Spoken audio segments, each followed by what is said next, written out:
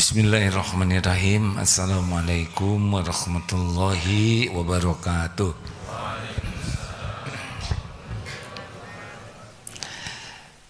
Alhamdulillahirabbil alamin. Segala puja dan puji hanya milik Allah Subhanahu wa taala yang maha dekat, maha menyaksikan, maha mengetahui segala-galanya.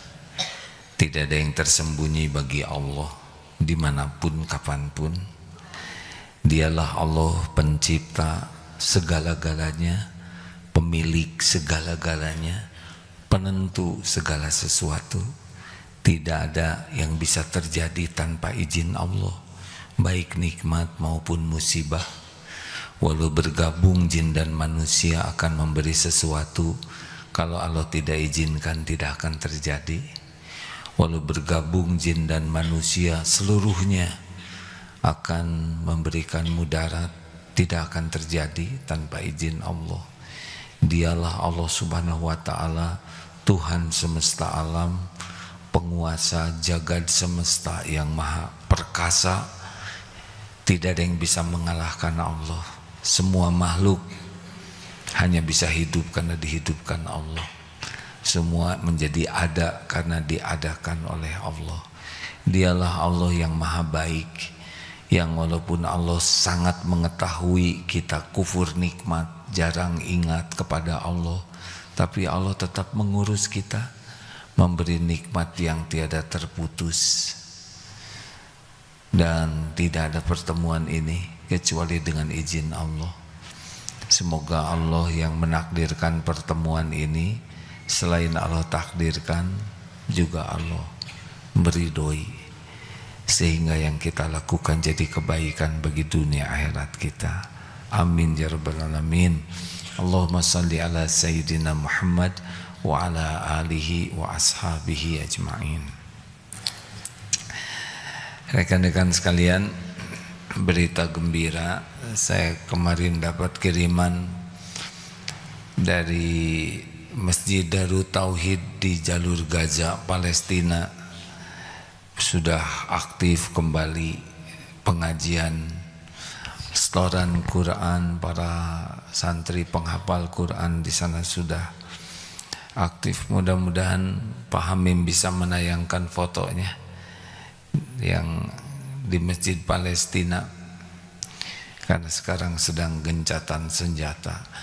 Jadi begini ya, melihat saudara kita di Palestina dengan kacamata keimanan, kita harus yakin bahwa apa yang terjadi di sana semuanya Allah sudah tahu. Tidak boleh ada keyakinan bahwa Allah tidak tahu apa yang terjadi. Yang lapar, yang terluka, yang terbunuh, yang ditangkap, yang dipenjara, termasuk semua rencana jahat orang-orang yang jahat, Allah tahu. Rapat-rapatnya, semua yang terjadi di tempat yang paling tersembunyi sekalipun, tidak ada yang tersembunyi bagi Allah. Innallaha la yakhfa alaihi syai'un fil ardi wala fis sama. Sesungguhnya bagi Allah tidak ada yang tersembunyi, baik di bumi maupun di langit, tidak ada yang tersembunyi. Jadi yang dibawa ke tempat tersembunyi tidak tersembunyi. Kita tidak bisa bersembunyi dari Allah. Mau bersembunyi kemana? Sedangkan dunia berikut isinya adalah ciptaan Allah seluruhnya. Semua tempat adalah milik Allah. Ini harus yakin seperti ini ya. Jadi dimanapun kita berada, wa huwa ma'akum aynama kuntum wallahu bima ta'maluna basyir. Al-Hadid ayat 4. Dan dia Allah bersamamu dimanapun kau berada, dan Allah maha melihat apapun yang kau kerjakan.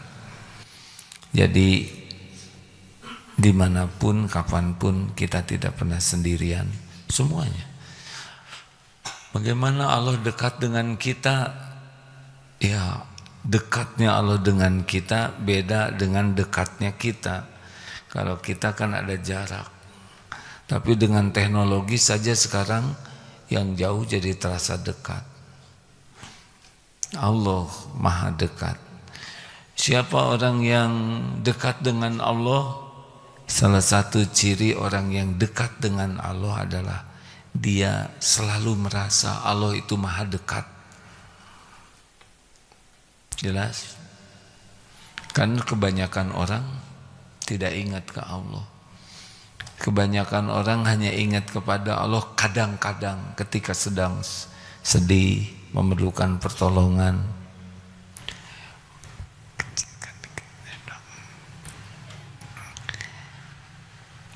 Kebanyakan orang ingat kepada Allah ketika sedang sesuatu saja. Nah, orang yang dekat kepada Allah itu selalu yakin Allah maha dekat, maha mendengar, maha menyaksikan, sehingga tidak pernah merasa sendirian. Nah, rekan-rekan sekalian, saudara-saudara kita di Palestina memang sangat berat ujiannya. Tetapi kalau imannya kuat, ya ini tidak ada makanan sama sekali. Allah tahu kita tidak punya makanan. Ini saya tidak ada lagi gandum untuk dibuat makan. Allah tahu tidak? Tahu. Ini sangat lapar. Allah tahu tidak? Tahu. Ini kedinginan. Semuanya Allah tahu. Semakin banyak memohon kepada Allah, nanti Allah gerakan. Ya, di antaranya sekarang ada gencatan senjata di Palestina itu. Syariatnya gencatan senjata, hakikatnya Allah yang membuat. Sekarang ratusan ribuan truk masuk ke Palestina, Allah juga yang menggerakkan. Lalu apa dong bagi kita? Nah, bagi kita yang ingin beramal soleh, kita ingat ke saudara kita di Palestina. Kalau sudah ada Allah, kenapa kita harus mendoakan? Itu ladang amal bagi kita. Kalau kita berbuat baik kepada saudara kita di Palestina, yang beruntung siapa? Yang untung siapa? Kita. Misal tahajud, kita doakan, ya Allah, saudara-saudara kami lapar, Engkau maha tahu, tolong ya Allah cukupi, lindungi, bahagiakan yang sedang sedih, hibur hatinya yang sedang berduka, ya Allah, cabut rasa takutnya. Ini doa-doa ini didengar oleh Allah, diaminkan oleh malaikat, dan bagimu juga, kita juga jadi didoakan oleh malaikat. Untung kita di sana, mudah-mudahan dengan doa kita dikabulkan. Yang tadinya sedang sedih, oleh Allah dihibur, hatinya jadi tenang. Yang sedang lapar, Allah pertemukan dengan rezeki. Tidak ada ruginya kita doa.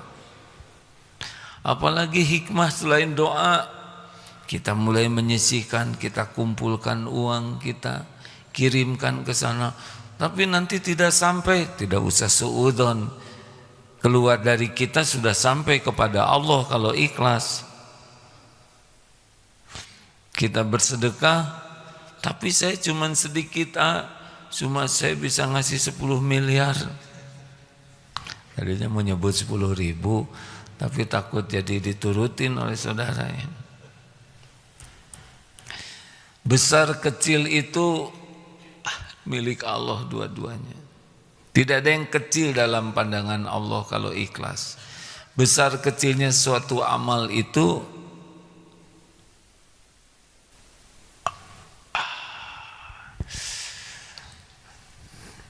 hampir aja mengatakan, kenapa nggak dari tadi? Tapi tadinya udah nggak ada.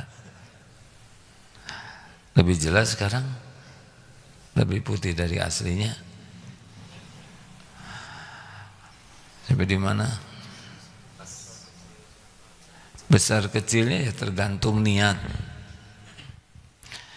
Allah tahu niat kita. Mulai keluarkan uang. Saya tidak punya uang, jual barang yang tidak manfaat. Tapi uang ini kecil sekali, tidak ada yang kecil. Alhamdulillah yang laporan terakhir yang terkumpul dan yang sudah dikirimkan ke sana, mana dari DTP Pak Jajang sudah dikirim belum ke Hamim fotonya Mim? Yang sudah terkumpul 61,7 miliar sudah dikirimkan dengan berbagai cara ke sana ya. Ada yang dalam bentuk makanan siap santap, bantuan air bersih, parasut kita kirim lewat parasit. Tidak ngirim parasit ya. Siap tahu siapa parasut? Siapa coba? Suaminya Burasut. Bukan parasut. Parasut itu kiriman lewat udara, lalu kurban, pabrik air bersih sudah beroperasi kembali, truk kemanusiaan, paket musim dingin sudah dikirim, paket pangan, tapi di sana yang menderitanya 2 juta lebih. Kiriman kita hanya baru bisa membantu sangat sedikit. Sudah terkumpul 61,7 miliar. Kurang ya. Ini satu bangunan yang roboh aja bisa segini harganya, di sana hancur. Ayo jangan ragu-ragu, tidak akan berkurang harta dengan sedekah. Mana nomor rekeningnya sudah ditulis belum? Belum? Hari ini kita canangkan lagi untuk saudara kita di Palestina ya, mumpung koridornya sedang dibuka, kita kirim sebanyak mungkin bantuan kita. Kita punya ladang amal. Satu doa, yang kedua dengan hartanya ya kita keluarkan. Yang ketiga kita sebarkan informasi ini supaya orang tidak lupa kepada saudara kita di Palestina. Ini semuanya ladang bagi kita. Informasikan. Kalau kita tidak bisa membantu lebih, udah Pak Jajang kebanyakan, punten-punten. Kalau kirim foto terlalu banyak juga, terima kasih ya. Cukup wakilnya. Wah jadi nggak ketemu nih, maaf ya. Nih cukup 1-2 foto untuk bukti ya. Jadi jangan lupa menyampaikan ini agim Mim. Suasana di sana beberapa foto saja ya. Sudah mulai aktif kembali maksudnya di sana.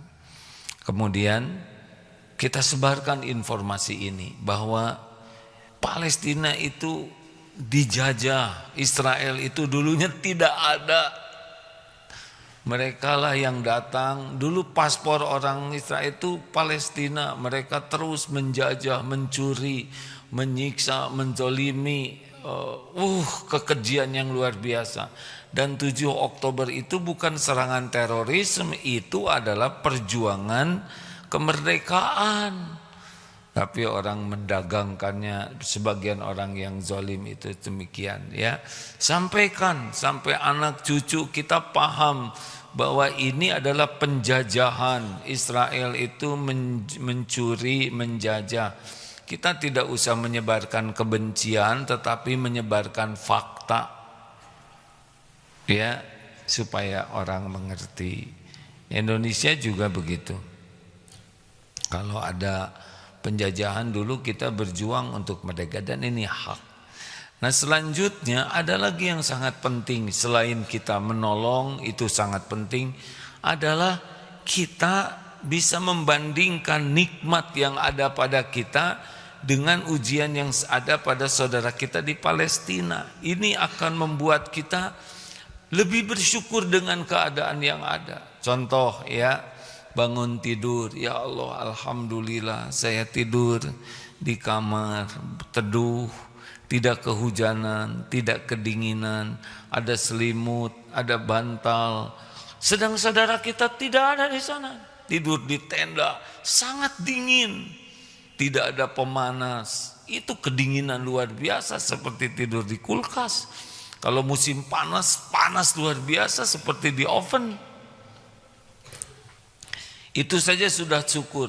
Kita lihat air di kamar mandi, alhamdulillah, di sana mana toilet, tidak ada, hancur. Jadi kita ke kamar mandi aja, ke toilet, syukur. Aduh ya Allah, saudara kami di sana enggak punya semua ini. Air, kita muda di sana tidak ada air. Untuk minum saja susah. Kita nyalakan listrik, alhamdulillah, terima kasih ya Allah, alhamdulillah ada listrik. Di sana tidak ada listrik, hancur semuanya. Tidak ada BBM, tidak ada obat-obatan. Kita batuk dikit ada obat, pegel-pegel ada obat. Di sana tidak ada obat-obatan, sedikit sekali karena diblokade.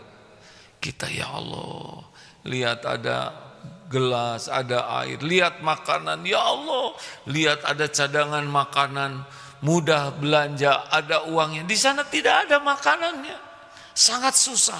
Jadi kalau ditanya makan, sudah makan siang, tidak ada pertanyaan makan siang, makan malam. Di sana tidak ada pertanyaan itu katanya. Pertanyaannya sudah makan atau belum, karena sekali makan saja sudah dianggap makan, cukup itu. Kita pertanyaannya 3, bahkan sudah ngemil belum, sarapan, makan siang, makan malam.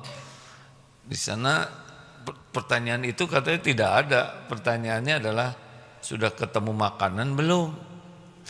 Kita jajan sana, jajan sini, pergi, aduh Masya Allah, kita aman. Tidak ada ancaman. Di sana peluru berseliweran, bom bisa berjatuhan, setiap waktu bisa berpisah dengan istri, anak, suami, orang tua, setiap saat. Karena bom bisa nyasar rumahnya. Sekali jatuh bom bisa hancur satu keluarga. Jadi kita aman ini, aman, nyaman, harus benar-benar menjadi syukur. Alhamdulillah ya Allah, aman, nyaman.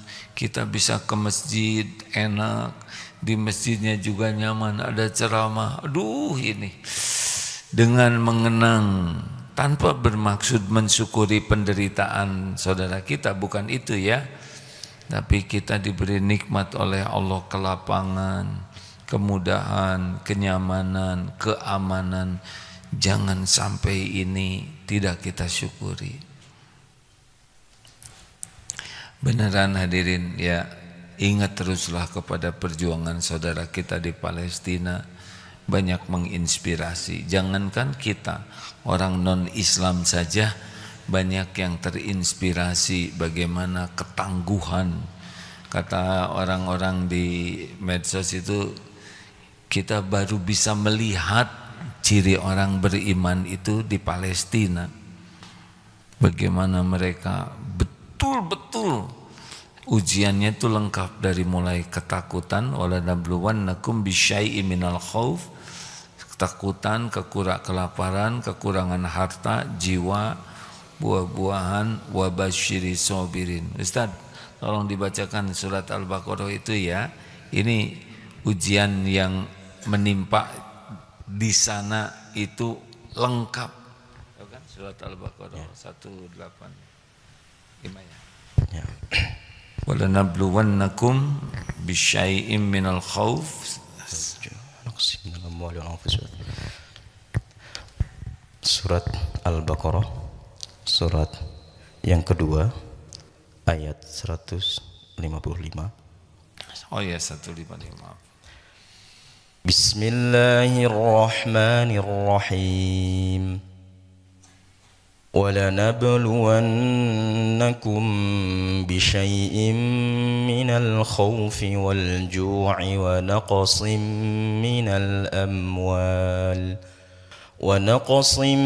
مِّنَ الْأَمْوَالِ وَالْأَنفُسِ وَالثَّمَرَاتِ وَبَشِّرِ الصَّابِرِينَ الذين إذا أصابتهم مصيبة قالوا إنا لله وإنا إليه راجعون أولئك عليهم صلوات من ربهم ورحمة وأولئك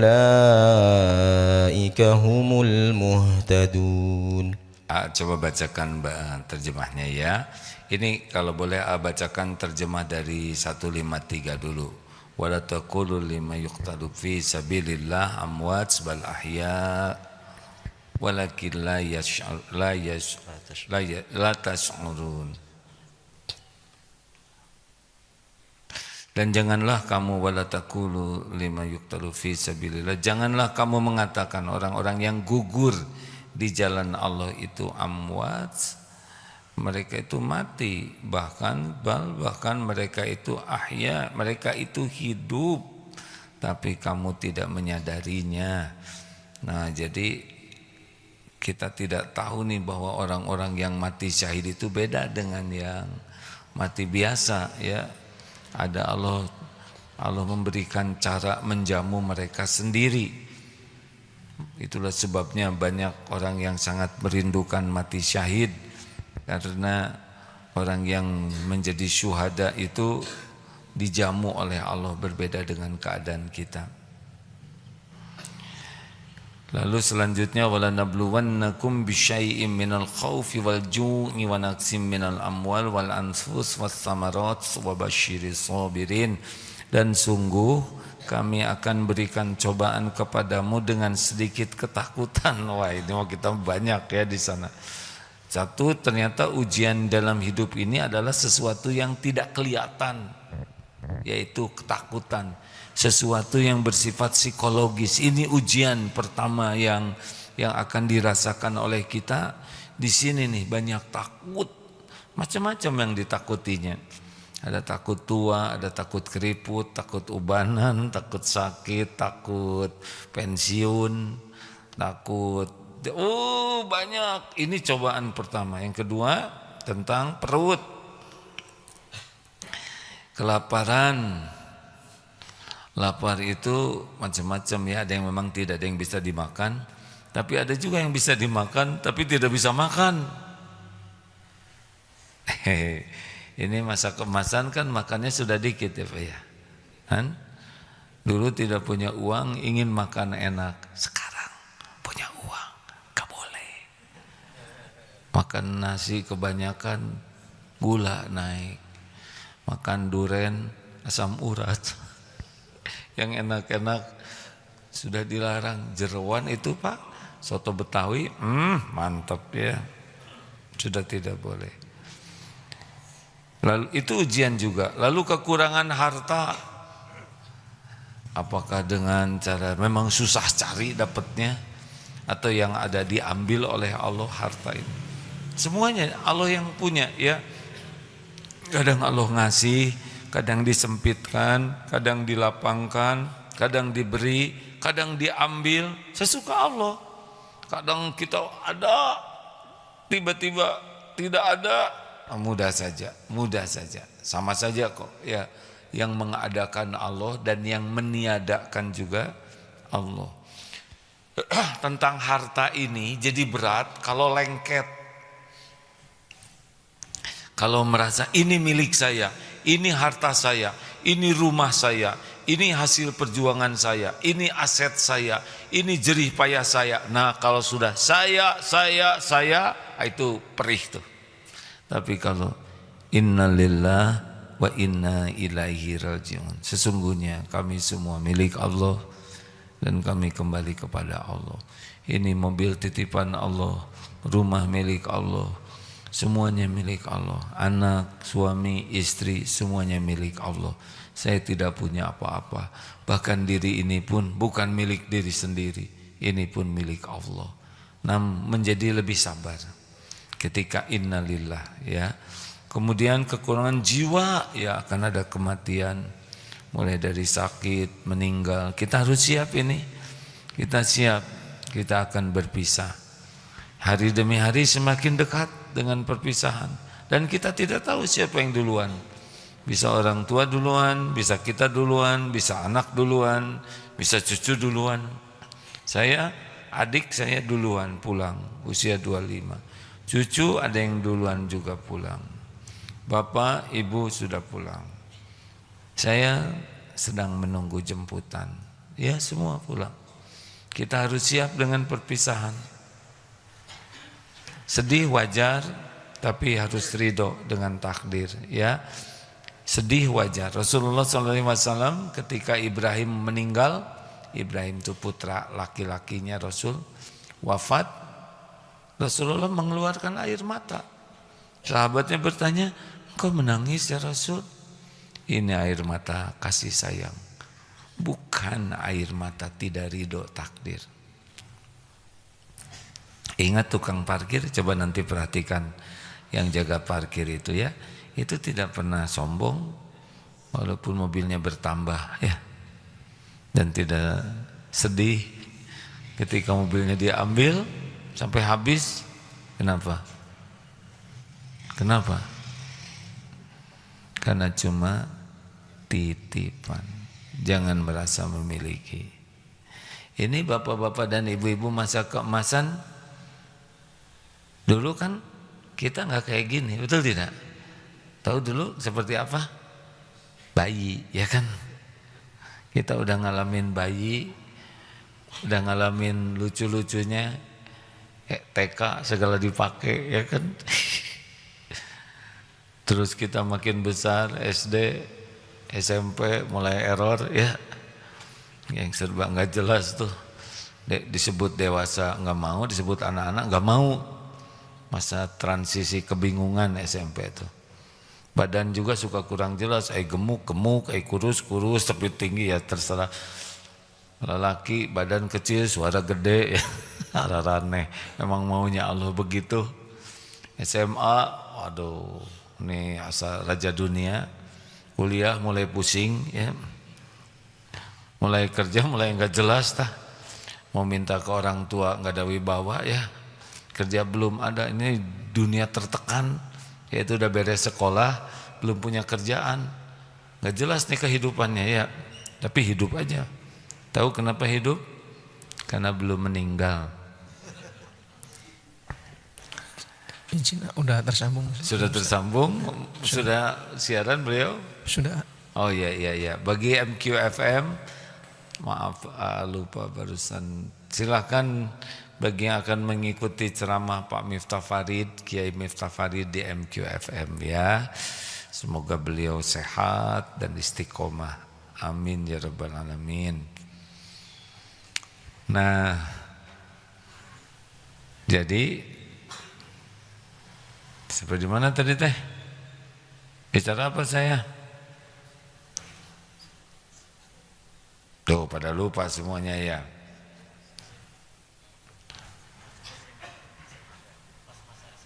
SMA, masih SMA. Saya telat, udah lulus nyari kerja. Nggak boleh mengeluarkan kata-kata yang membuat orang terpojok. Oh SMA ya, nah nggak apa-apalah ya, telat dikit. Udah gitu nikah, pusing. Mulai. Bayangkan nikah dengan orang yang berbeda, ya kan? Masa orangnya sama? Jenisnya beda, pendidikannya beda, lingkungannya beda, karakter beda, serumah. Waduh, itu meliur ya. Cinta sebetulnya sangat tidak cukup untuk menyelesaikan masalah. Udah gitu teh hamil, muntah ya kan. Mulai segala keinginan, ingin manisan apa tuh aspal atau apa yang enggak tuh ya. Mulai istrinya mual pengen muntah, suaminya juga mual, itu memenuhi keinginan istri yang tidak jelas. Punya anak teh brol ngelahirkan, waduh itu tuh udah biayanya, udah susah lahirnya. Mulai namanya ini bukan nakut-nakutin ya, ada baby blues yang itu, yang anaknya nangis terus, istrinya stres, bapak nggak bisa tidur.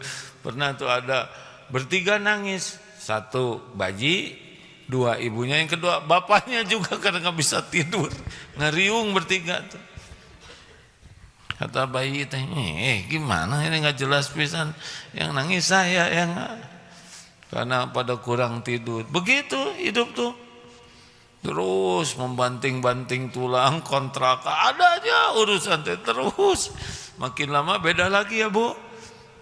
Mulai kita teh mulai reyot ya, 3L, mudah letih, lesu, lemah, liur ya. Masuk ke usia 50, tegang karena 55 pensiun. Pensiunnya belum stres duluan.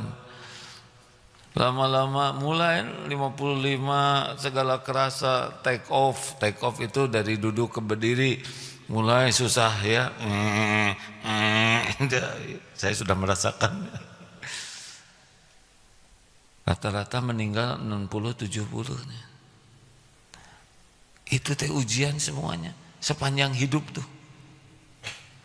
Hanya orang yang kuat iman yang bisa menikmati semua ini.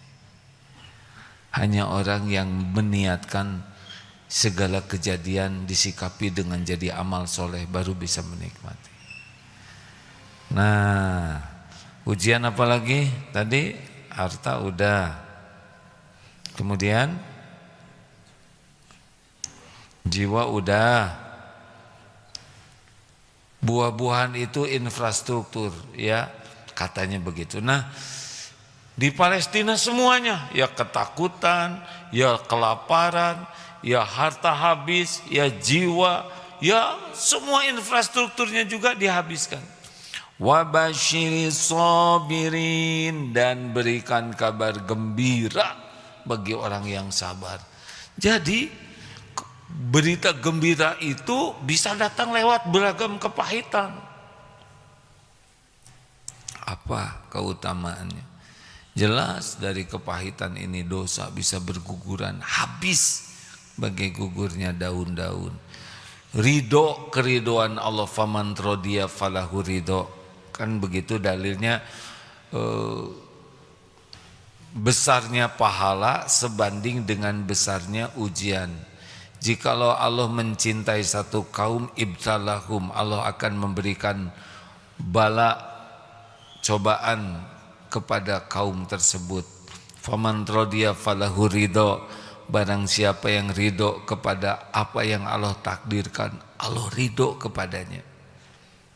Waman sakito falahu sakhatu, dan barang siapa yang marah, tidak nerima takdir yang ada, Allah pun marah.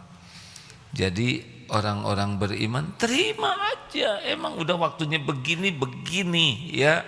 Ya Pak ya, kita udah tua nih, ini seangkatan dengan saya. Mana yang tadi 60, acungkan tangan. Kok jadi tiga-tiganya? Bapak berapa maaf? 63. Bulan apa Pak? Oktober. Adik, maaf ya Bapak nggak bisa nyusul saya. Saya 29 Januari ya. Om 60. Ini bungsu ya 60. 68. Ini sekelas beda umur kayak gini. Makanya kalau di TK beda 8 tahun, raja yang satu ya kan. Kalau masuk masa keemasan, Abah berapa tahun usia? 83. Habis kita nih jadi bayi lagi. Terima kasih Pak. Alhamdulillah. Jadi begitulah hidup ini. Mau tahu rahasianya? HN, hadapi, hayati, nikmati. Hadapi saja itu, ngalir sajalah. Udah banyak dulu kita, waduh nanti gimana ya? Udah dijalanin mah, lewat weh, betul tidak? Aduh gimana nanti saya pensiun? Pernah gitu kan Pak? Sekarang udah pensiunnya. Masih hidup? Masih, terus ngalir. Gimana ya kalau suami saya meninggal? Berarti dikubur, ya kan? Terus saya gimana? Janda, ya kan? Hadapin aja, ngalir saja, ngalir. Terus deketin Allah. Gimana menghadapi yang belum terjadi? At-Taubah ayat 51. Qul la yusibana illa ma kataballahu lana huwa maulana wa 'alallahi falyatawakkalul mu'minun. Katakanlah sekali-kali tidak akan menimpa kepada kami kecuali apa yang ditetapkan Allah untuk kami. Dialah Allah penolong kami dan kepada Allah lah kami bertawakal. Ini katanya ya, wah bagaimana tuh Presiden Trump enggak begitu mendukung tentang gencatan senjata. Wah bagaimana ya, tapi yang beriman kuat di sana pasti akan mengatakan ayat ini, enggak akan menimpa kepada kami kecuali apa yang Allah tetapkan untuk kami. Kalaupun harus terbunuh ya enggak ada masalah, mati penting syahid, husnul khotimah. Jadi tidak usah takut dengan yang belum terjadi, takutlah kita tidak disukai Allah. Jalanin saja hidup ini dengan penuh ketakwaan, sekuat tenaga dekati Allah.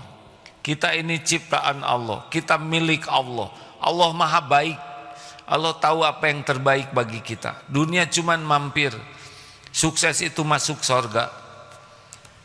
Tidak penting keinginan duniawi kita tercapai, yang penting kita dicintai Allah. Benar? Penting kita husnul khotimah, penting dikubur kita lapang. Lebih penting lagi masuk surga bi ghairi hisab wal azab, masuk surga tanpa hisab dan azab. Saya mau begitu.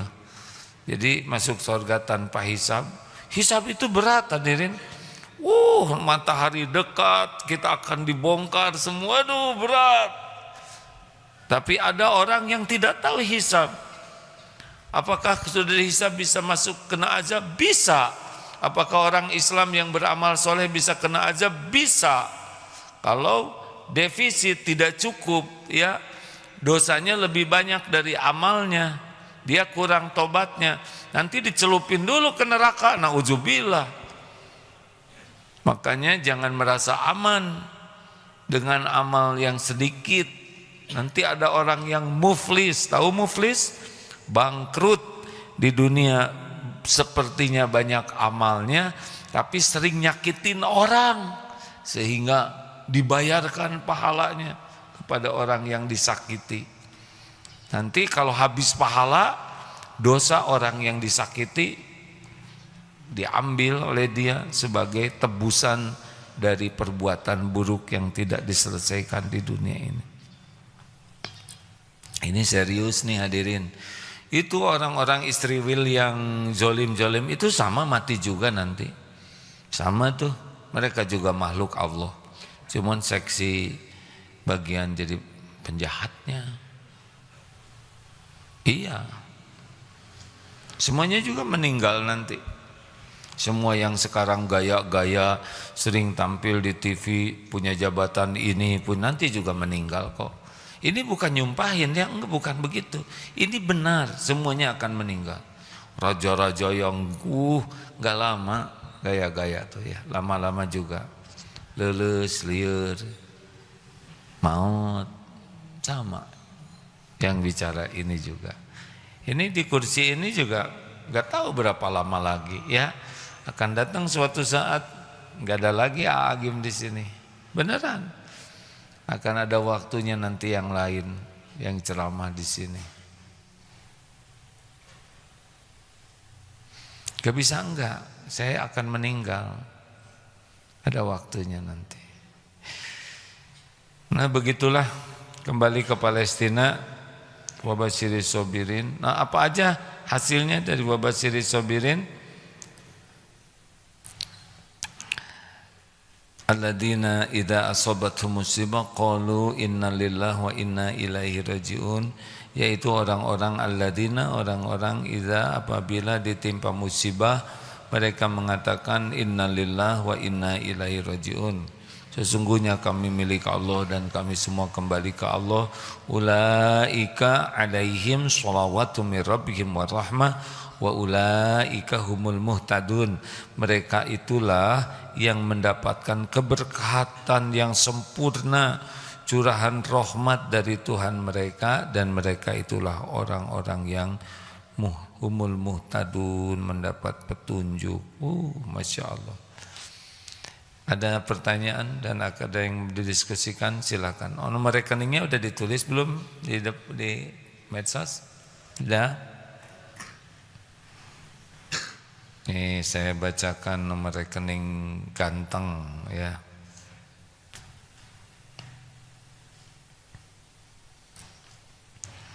Weh, ini pinter namanya nomor rekeningnya, karena menghafalkannya perlu kepinteran nih. Tumben ini Pak Iskandar nomornya mencerdaskan sekali. 2139 rada hese ya. 2139 427 350. Coba hafal enggak? Mim, fokus. 2139 427 356. Luar biasa daya ingat HP-nya ya. Ya, bagi yang mau lewat BSI 2139, maaf ya, nomornya agak menantang. Jangan nyebut rumit, nanti jadi nggak hafal-hafal. Menantang. 2139 427 350. Kalau yang punya rekening BCA ini ada, lewat saja kalau ke sini ya. Lewat, karena ada yang punya BCA tapi pengen mudah, dilewatkan ke BCA dan sesudah itu ditransfer juga ke rekening syariah. Nah ini 777 berapa Pak? 0333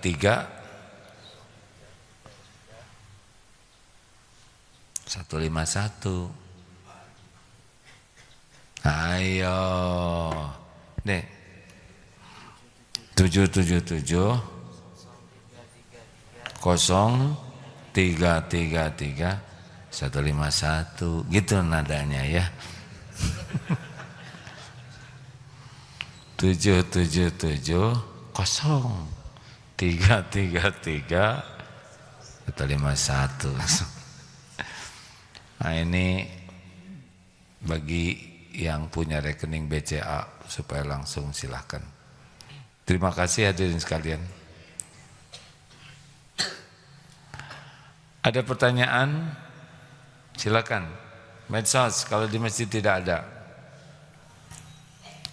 Santri tiap hari usahakan sisihkan dananya, bekalnya ya. Juga langsung sekarang ditunda-tunda, setan suka ngebohong, nanti aja nanti kebanyakan kan, banyak keperluan, kurangin aja terus aja, nanti sampai jatuhnya 2000 lagi. Silakan. Cek. Dari YouTube ada yang bertanya. Silakan. Dari Sri Heriati bertanya, AA mau nanya gimana kalau kita sedang sedekah tapi dianggap sebagai pamer. Katanya pamer tapi niat kita benar-benar sedekah. Ya udah nggak apa-apa. Kenapa mikirin omongan orang? Dan walaupun kita sudah sangat ikhlas, pasti ada orang yang nggak suka. Nabi juga sempurna kebaikannya, niatnya, hatinya, perbuatannya, ibadahnya. Disebut orang gila, disebut tukang sihir, segala macam tuh difitnah. Biarin, itu mah bukan urusan kita omongan orang. Urusan kita, amal kita diterima Allah ya. Tapi bisa dijadikan, karena orang yang bicara itu juga merupakan ujian dari Allah. Apakah kita ikhlas? Tidak. Kalau orang ikhlas enggak terpengaruh oleh omongan orang. Kalau kurang ikhlas terpengaruh. Tapi tidak ada salahnya kita evaluasi hati kita. Jangan-jangan memang ada kurang ikhlas. Kalau udah ikhlas ya sudah, teruskan aja. Gitu, udah, gak usah ribet dengan omongan orang, capek-capek, mau apa? Ya pasti akan ada orang yang tidak suka ke kita, menghina, mencaci, gak apa-apa, penggugur dosa, melatih sabar, melatih kita bisa membalas dengan kebaikan dan menjadi jalan evaluasi. Jangan-jangan emang kita kurang ikhlas, ya. Jadi gimana supaya ikhlas? Boleh kelihatan orang, boleh, tapi yang tidak kelihatan juga lakukan. Misalkan yang dilihat orang 1 juta, yang diam-diam 100 juta gitu. Jangan kebalik ya, yang dilihat orang 10.000, yang diam-diam 500. Nah itu. Kan ada yang masuk canceleng itu ditutup. Ada yang ingin merahasiakan jumlahnya karena banyak, ada yang ingin takut ketahuan karena sedikit. Pas dimasukin teng katanya bunyi, jadi ketahuan 500. Langsung kotak infaknya disepak. Ayo lanjut.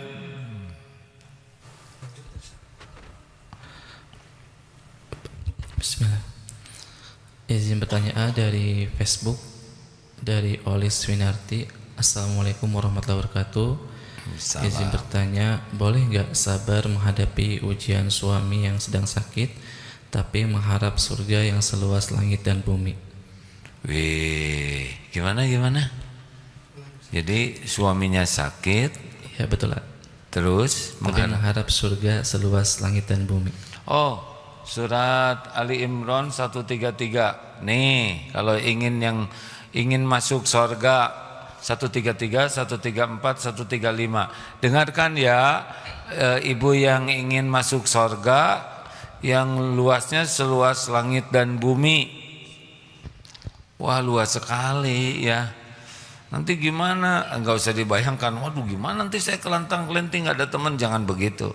Itu tidak baik pikiran gitu. Silakan Ustaz. Bismillahirrahmanirrahim. Al-Imran surat yang ketiga ayat 133 sampai 134. Bismillahirrahmanirrahim. وسارعوا إلى مغفرة من ربكم وجنة عرضها السماوات والأرض أعدت للمتقين الذين ينفقون في السراء والضراء والكاظمين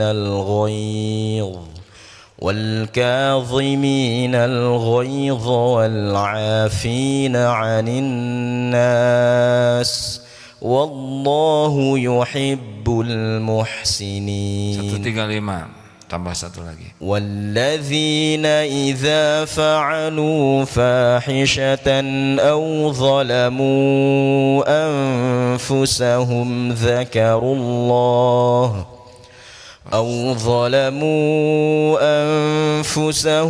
ذكروا الله فاستغفروا لذنوبهم ومن يغفر الذنوب إلا الله ولم يصروا على ما فعلوا وهم يعلمون.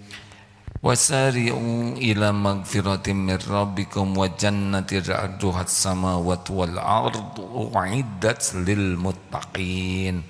Dan bersegeralah kepada ampunan dari Allah Tuhanmu dan kepada surga yang luasnya seluas langit dan bumi, yang disediakan bagi orang yang bertakwa. Jadi mengurus suami dengan niat ikhlas, dengan akhlak ibadah yang membuat tergolong jadi orang takwa, nanti dapat insya Allah. Nah, seperti apa orang yang bertakwa? Alladzina yunfikuna fis sarra'i wad dharra. Satu ya dalam ayat ini, yaitu orang-orang yang senang berinfak, yang menafkahkan hartanya dalam lapang dan sempit. Jadi ahli sorga itu, orang takwa itu cirinya tidak pelit, ringan, berinfak dalam segala keadaan. Nah, jadi kalau ibu bapak ingin jadi ahli sorga yang tadi dijanjikan, cirinya adalah tidak pelit, tidak ada orang takwa pelit. 2, wal kadhiminal ghaidh, menahan amarahnya. Jadi kalau ingin masuk sorga itu bukan jadi pemarah, la taghdab walakal jannah. Orang yang dikit-dikit tersinggung, dikit-dikit jengkel, dikit-dikit marah, marahnya juga marah-marah terus, makin lama makin zolim. Udah susah itu jadi orang takwa. Walaupun sholatnya sepertinya rajin, tapi kalau tidak ada upaya menahan amarah, belum termasuk ahli takwa. Orang yang mudah jengkel, mudah marah, uring-uringan. Bukan tidak ada sakit hati wajar, kecewa wajar, sedih wajar, tersinggung wajar, tapi jadi pemarah itu tidak baik. Wal afina 'anin nas, memaafkan orang-orang. Jadi orang takwa, penghuni sorga itu tidak ada pendendam, tidak suka mikir-mikir benci, dendam, sakit hati, dibawa terus, gak ada. Maafkan. Suami maafkan istri, istri maafkan suami, anak maafkan orang tua maafkan anak. Pemaaf, bahkan sebelum orang minta maaf. Periksa berapa. Hati-hati ya, kalau kita benci ke orang, itu kita sering zolim. Misalkan ada orang bicara jelek ke kita dan kita benci ke dia, padahal siapa tahu kebaikannya banyak, sedekahnya banyak, nolong orangnya banyak, berbakti ke orang tuanya banyak. Jangan sampai karena nilai setitik rusak susu sebelanga sedikit setengki. Ini serius. Jangan sebel ke orang hanya karena satu perbuatannya, karena sangat boleh jadi banyak perbuatan lain yang Allah sukai. Tidak ada orang sempurna, benar? Saya udah ngucapin salam sama dia, dia nggak ngejawab salam saya. Hanya itu, kemudian kita hapuskan dia itu ngaji, dia sholat, dia juga umroh, dia sedekah, dia nolong orang. Hanya gara-gara nggak menjawab salam, kita jadi benci, seakan-akan orang itu jelek seluruhnya. Zolim kita ini. Maafkan. Tahu siapa maafkan? Siapa maafkan? Siapa yang nyebut istrinya Pak Afkan? Maafkan orang bertakwa. Maafkan siapa ya? Istrinya Pak Afkan. Itu Bu Afkan. Lanjut. Ayo dikit lagi nih. Wallahu yuhibbul muhsinin, dan Allah mencintai orang yang berbuat kebajikan. Jadi orang takwa itu menahan marah, maafkan, berbuat baik. Itu SOP-nya, tahan, maafkan, balas dengan kebaikan. Nah, ibu mengurus suami dengan ikhlas, wilayahnya ini nih, Allah mencintai orang yang berbuat kebaikan. Dan terakhir, walladzina idza fa'alu fahishatan aw dzalamu anfusahum zakarallah. Dan juga apabila mengerjakan perbuatan keji atau menganiaya diri mereka sendiri, mereka akan ingat Allah, lalu mohon ampun terhadap dosa-dosanya. Dan siapa lagi yang bisa mengampuni dosa daripada selain dari Allah? Tidak ada lagi yang bisa mengampuni. Dan mereka walam yusirru ala ma fa'alu wa hum ya'lamun, dan mereka tidak meneruskan perbuatan kejinya itu sedang mereka mengetahui.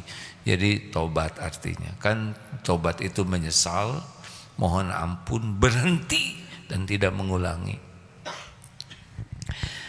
Terima kasih sahabatku sekalian. Hari ini tugas dakwah di Lapas Sukamiskin. Gimana itu orang ditangkap? Ya lebih bagus berbuat jahat ditangkap. Berarti berhenti perbuatan jahatnya, benar? Harusnya yang ditangkap itu berterima kasih sama yang nangkap. Ini cerita ya. Suatu saat diundang makan, perkenalkan ini sahabat saya ini, ahli tahajud, ahli masjid, senang sekali sedekah, rajin datang ke pengajian. Dah kenalan. Gimana Pak, sehat ya? Alhamdulillah, saya hijrah semenjak saya dipanggil KPK gitu. Jadi solehnya sesudah dipanggil KPK, berarti harus berterima kasih sama KPK. Bener, karena sebelum dipanggil saya ngaco katanya. Jarang orang berterima kasih kepada yang jadi jalan berhenti dari dosa. Ya kita husnudon, siapa tahu yang ditahan di LP Sukamiskin malah di sana jadi ahli takwa. Terima kasih rekan-rekan, waktu sudah habis. Subhanakallahumma bihamdik, asyhadu alla ilaha illa anta, astaghfiruka wa atubu ilaik. Assalamualaikum warahmatullahi wabarakatuh.